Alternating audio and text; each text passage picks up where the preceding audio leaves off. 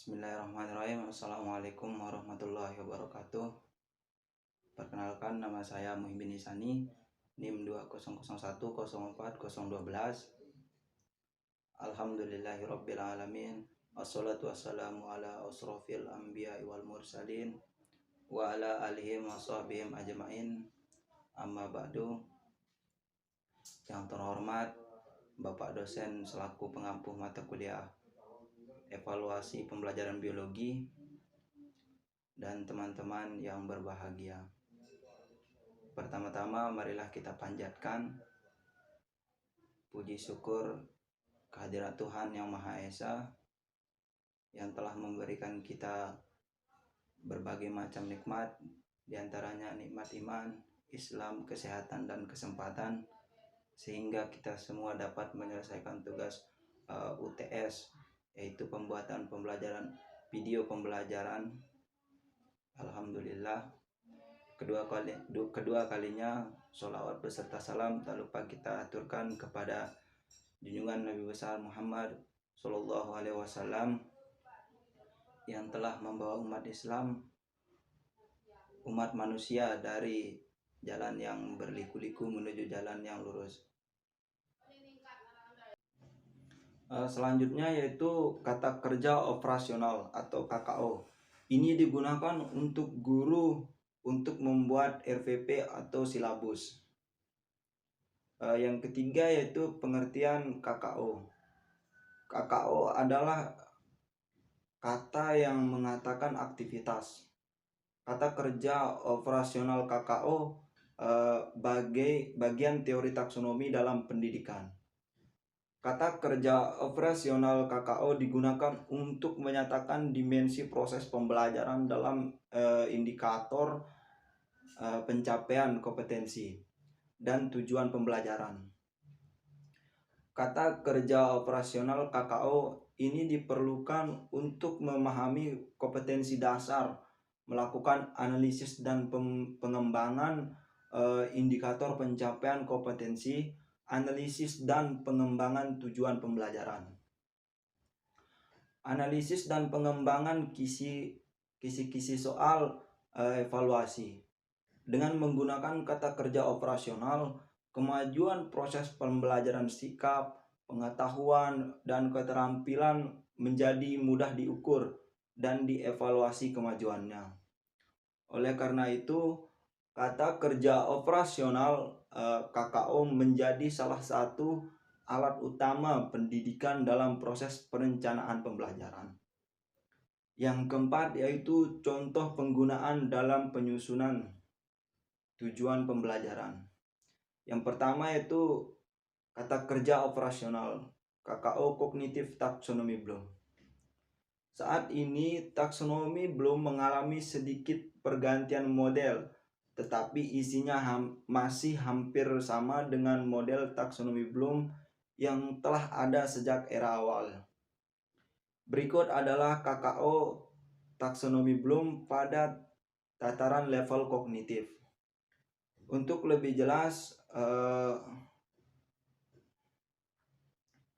tentang level kognitif, yang pertama yaitu level 1 remembering. Pada level ini akan diterapkan tingkatan berpikir rendah dan gampang untuk diimplementasi dalam pembelajaran. Dalam praktiknya, siswa akan diberikan sebuah materi atau pengetahuan, lalu mereka diminta untuk menghafal dan mengingat dari materi atau pengetahuan tersebut. Yang kedua yaitu understanding. Pada tingkatan ini, siswa ditujukan untuk dapat menguasai dan memahami konsep. Misalnya adalah bisa memahami, mengkategorikan, merangkum, mencontohkan, menerangkan, menyimpulkan dari konsep yang telah diberikan. Level ketiga yaitu applying.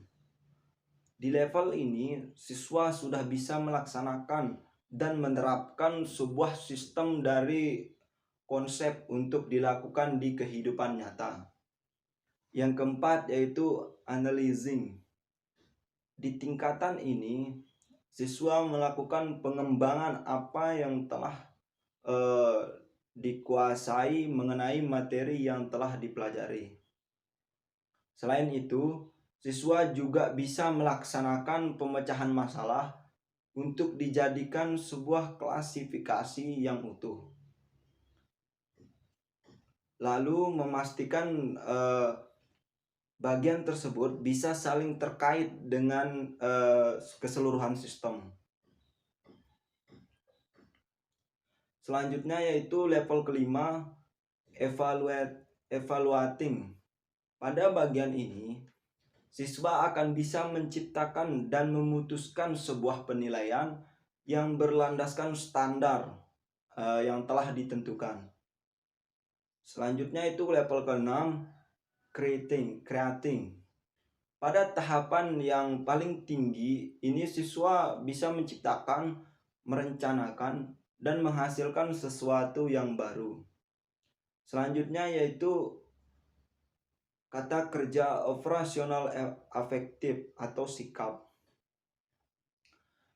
Pada ranah afektif terdapat 5 level domain yang diungkap belum, yang berfokus utama pada emosi dan atau perasaan. Pada bagian ini belum membuat dengan David Crowdwell. Di antaranya yaitu yang pertama yaitu level penerimaan. Penerimaan merupakan rasa atau sensibilitas siswa untuk bisa mendapatkan stimulus dari luar dirinya. Ini merupakan sikap untuk bisa menerima apa yang disampaikan oleh guru. Yang kedua yaitu level tanggapan. Tanggapan adalah sikap siswa untuk bisa bereaksi tentang apa yang telah diberikan oleh guru kepadanya, yang diungkapkan oleh guru. Selanjutnya yaitu yang ketiga level penghargaan. Level penghargaan merupakan penanaman sikap kepada siswa agar bisa menilai atau memilih apa yang baik dan buruk bagi dirinya. Yang keempat yaitu level pengorganisasian. Pada ranah pengorganisasian, ini siswa akan didorong dan ditanamkan untuk bisa mengetahui skala prioritas, pengkategorian, dan klasifikasi. Selanjutnya yaitu yang terakhir yaitu level karakteristik berdasarkan nilainya. Yang ketiga yaitu selanjutnya kata kerja operasional psikomotorik atau keterampilan. Pada ranah psikomotorik, fokus utamanya adalah untuk memaksimalkan penggunaan gerakan fisik atau motorik siswa dengan baik seperti menulis, berlari, melakukan keterampilan tangan, dan lain sebagainya. Berikut adalah bagian dari psikomotorik. Yang pertama itu level persepsi atau sudut pandang dalam berpikir sangat berpengaruh dalam memaksimalkan sistem motorik suatu individu atau sebuah gerakan. Selanjutnya yaitu yang kedua level kesiapan. Kesiapan pada level ini di dalamnya mencangkup kesiapan jasmani dan rohani dalam melaksanakan suatu hal. Dengan persiapan matang, indera yang akan digunakan akan bisa dimaksimalkan secara penuh. Selanjutnya yaitu level respon terpimpin. Pada level ini adalah gerbang pembuka dari suatu individu untuk bisa mengakuisisi sebuah keahlian atau keterampilan yang rumit. Selanjutnya yaitu level mekanisme. Mekanisme merupakan habit untuk terus melakukan gerakan yang sama dari suatu apa yang telah dipelajari. Selanjutnya yaitu level respon jelas kompleks. Maksud dari level ini adalah siswa sudah bisa menerapkan sebuah keterampilan yang baik dan utuh dengan baik, efektif dan presisi. Selanjutnya yaitu level penyesuaian. Penyesuaian merupakan cara siswa untuk bisa memastikan bahwa keahliannya bisa digunakan dan diadaptasikan sebaik mungkin untuk masalah yang berbeda. Selanjutnya itu level penciptaan. Ini bisa diinstruksikan siswa untuk melakukan alur baru dalam membuat sesuatu. Yang kelima yaitu materi selanjutnya itu pengertian dari HOTS. HOTS atau Single Order Thinking Skill, atau yang sering disebut sebagai kemampuan keterampilan atau konsep berpikir tingkat tinggi, merupakan suatu konsep reformasi pendidikan berdasarkan taksonomi Bloom yang dimulai pada abad yang ke-21. Keterampilan HOTS atau bisa disebut dengan keterampilan berpikir tingkat tinggi adalah proses berpikir yang mengharuskan murid untuk mengembangkan ide-ide yang ada di dalam dirinya dengan cara tertentu yang memberikan mereka pengertian dan implikasi baru. Selanjutnya itu pengertian LOTS atau Lower Order Thinking Skill, merupakan kemampuan berpikir siswa secara fungsional. LOTS juga bisa disebut sebagai teknik belajar. Dalam hal ini, yang dilakukan siswa biasanya merupakan kegiatan mencatat, menyalin, menghafal, atau mengikuti. Kegiatan-kegiatan tersebut umumnya dilakukan karena ada instruksi dari seorang guru atau mengikuti kebiasaan teman-teman sebayanya.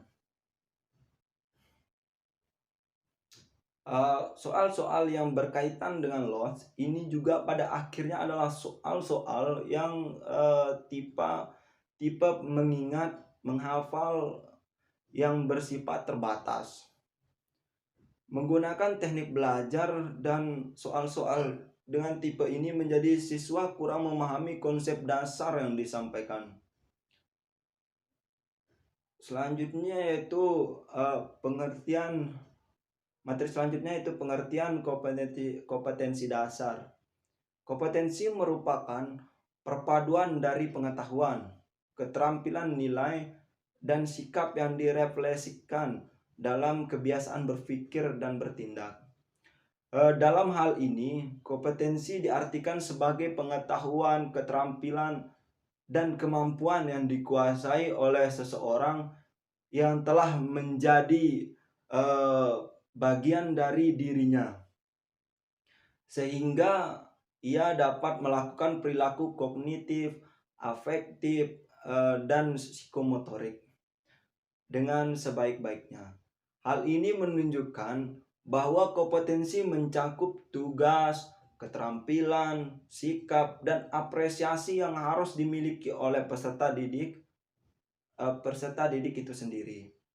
Selanjutnya yaitu perumusan indikator pengertian indikator. Indikator merupakan penanda pencapaian kompetensi dasar yang ditandai oleh perubahan perilaku yang dapat diukur, yang mencangkup sikap, pengetahuan, dan keterampilan yang dapat dijadikan sebagai pedoman atau acuan dalam penyusunan alat penilaian. Selanjutnya yaitu penyusunan indikator soal. Indikator dalam kisi-kisi merupakan pedoman dalam merumuskan soal yang dihendaki kegiatan perumusan indikator. Indikator soal merupakan bagian dari kegiatan penyusunan kisi-kisi. Untuk merumuskan indikator dengan tepat, pendidik harus memperhatikan materi yang akan diujikan. Indikator pembelajaran, kompetensi dasar, dan standar kompetensi. Indikator yang baik dirumuskan secara singkat dan jelas. Penulisan indikator soal yang lengkap mencangkup yang pertama yaitu audiens atau peserta didik. Indikator soal harus mempertimbangkan audiens atau peserta didik yang akan menjawab soal. Hal ini penting untuk memastikan bahwa soal sesuai dengan kemampuan level, dan karakteristik siswa. Selanjutnya yaitu behavior atau perilaku yang harus ditampilkan.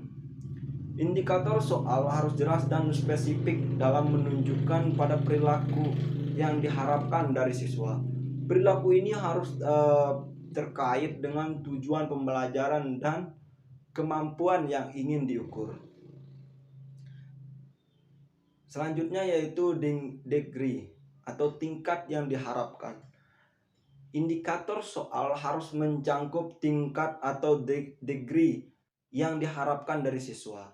Degree ini harus sesuai dengan level kesulitan soal seperti rendah, sedang, atau tinggi. Hal ini penting untuk memastikan bahwa soal dapat mengukur pemahaman siswa dengan tepat dan akurat. Selanjutnya yaitu soal. Soal merupakan suatu alat yang digunakan untuk mengukur pemahaman seseorang terhadap materi ajar. Pada setiap ulangan ataupun ujian terdapat berbagai jenis soal. Cara mengerjakannya pun berbeda-beda antara jenis soal yang satu dengan lainnya. Jenis-jenis soal diantaranya yang pertama yaitu pilihan ganda atau multi choice.